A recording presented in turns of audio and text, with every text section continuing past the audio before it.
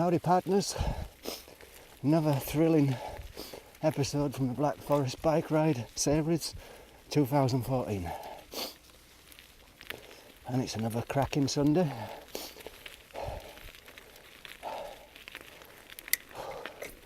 In the forest again as usual, getting up to no good.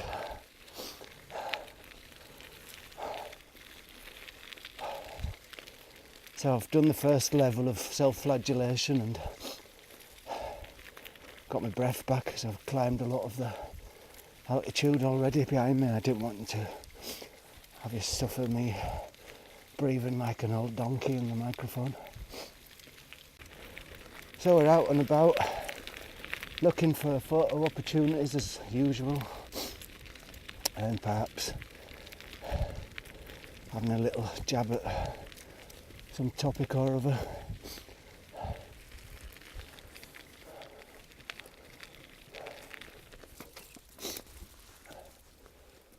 I was just thinking about a comment somebody put on one of my videos, and it said, life is nothing but we're just chemical scum on a planet floating in the depths of space somewhere.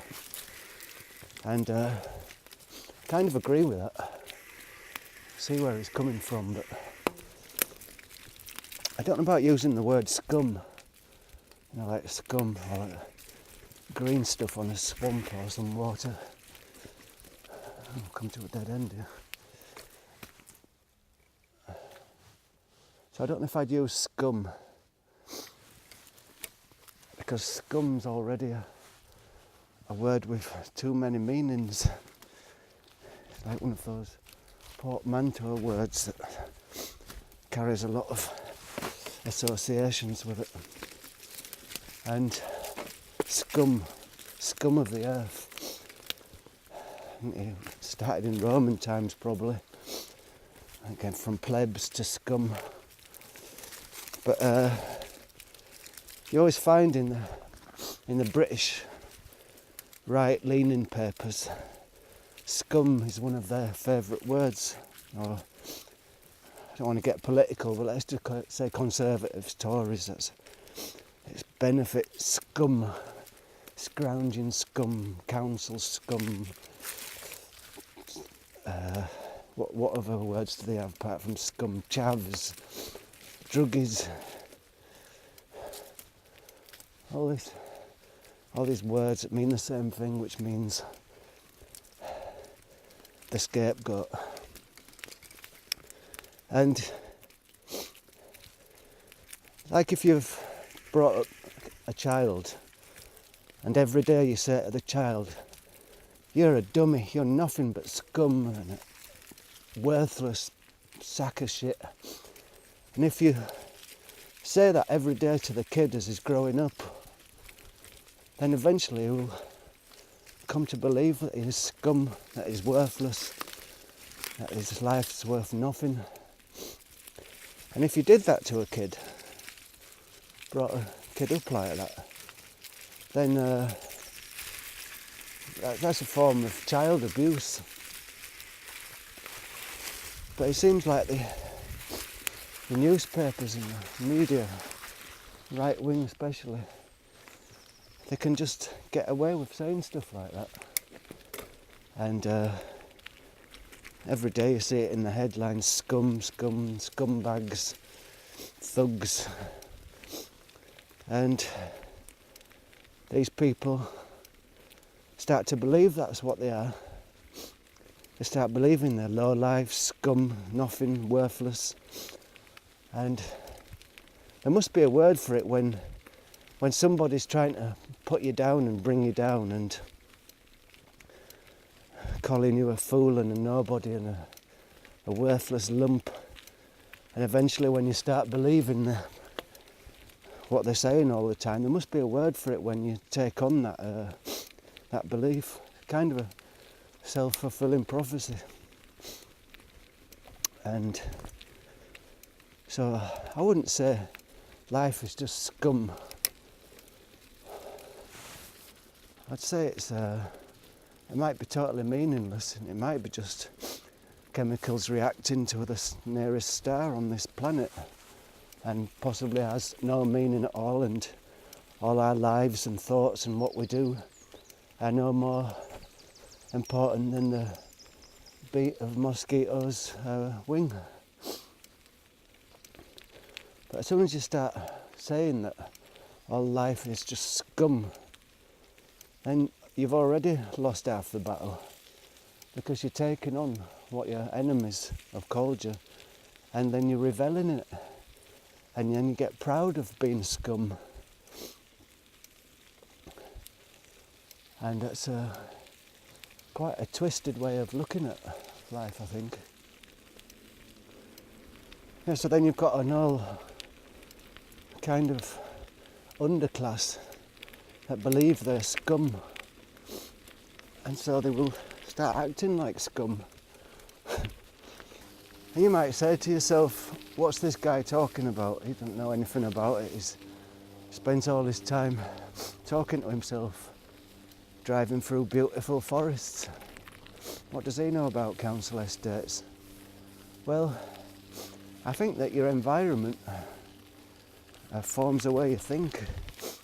And I was saying before about if everyone believes that they're scum and they don't deserve anything better than a scummy place to live, like a prison-like look of a council estate, especially a rough one, where you've got all bars on windows and bars on doors.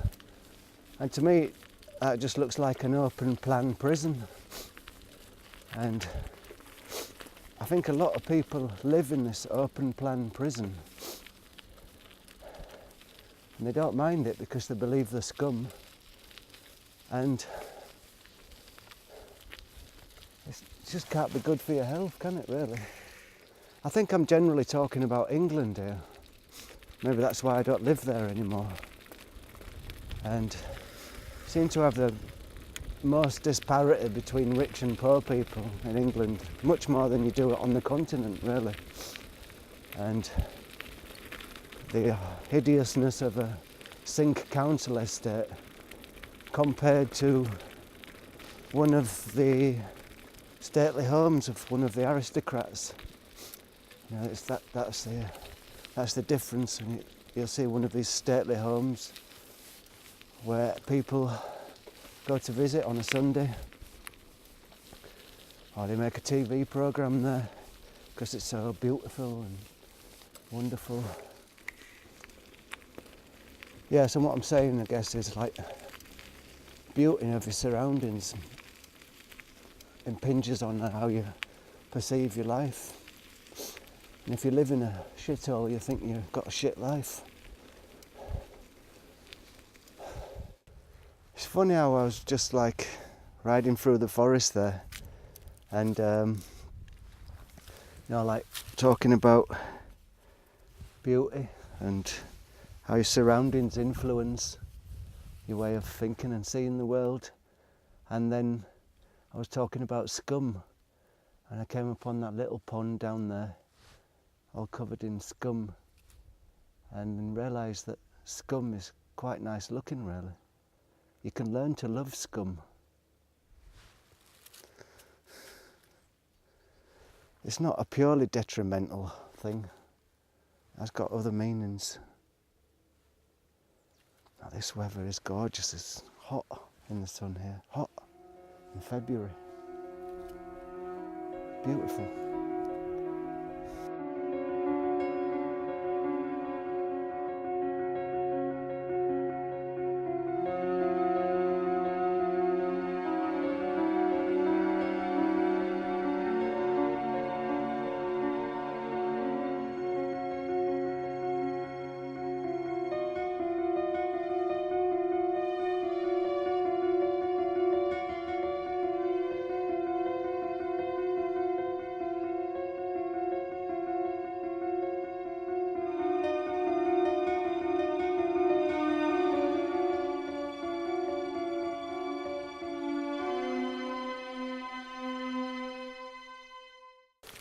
Now if you just have a listen here, I can't quite see him, but there's a did you hear that? That's the woodpecker.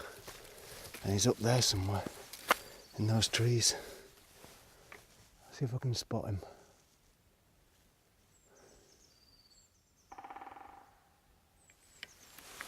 He's quite loud. I think he's seen me. He's gone quiet a bit. Oh, there's two of them. One calling to the other one. There's three of them.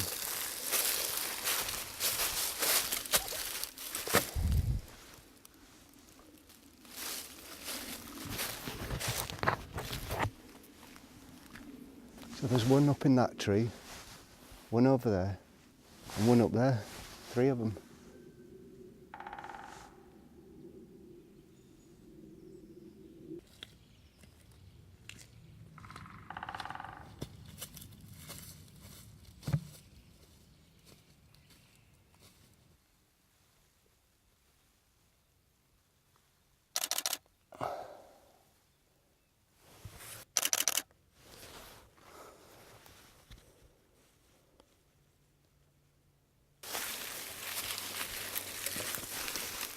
I'm getting a nice view here somewhere, just get through all this rough stuff.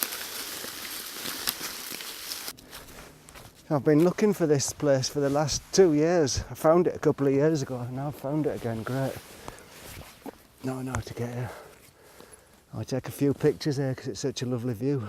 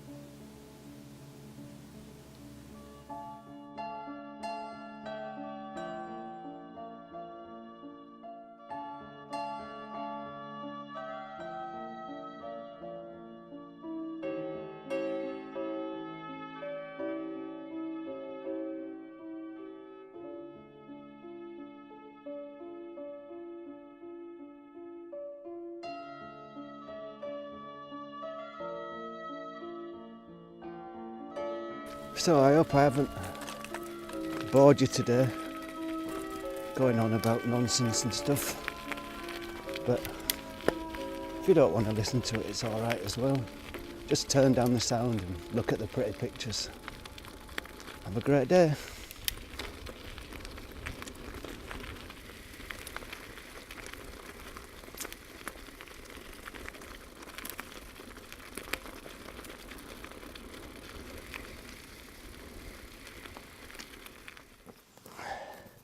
All this.